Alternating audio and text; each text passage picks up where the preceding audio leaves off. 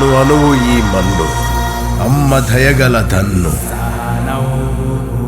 కాచునట నిన్ను నన్ను కట్టె తుద వరకు.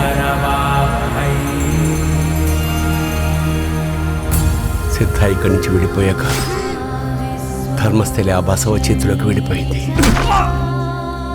వారు చేసే దుర్మార్గాలకి పాదఘట్టం వారు చెప్పే ధర్మం కనుమరుగైపోయింది. పాదఘట్టాన్ని కాచుకొని ఉండడం మన ధర్మం.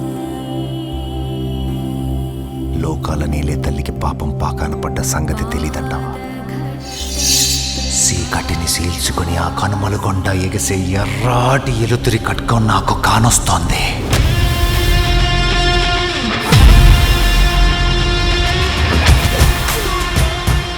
ధర్మస్థలి నుంచి పాదఘట్టానికి వెళ్ళాలంటే జీవధార ఒక్కటే దాటితే సరిపోదు, ఈ ఆచార్యుని కూడా దాటాలి.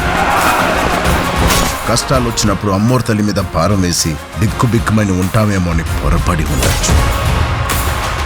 అది చేయించడానికి ఆ అమ్మోరు తల్లే మాలో ఆవాహించి ముందుకు పంపుద్ది.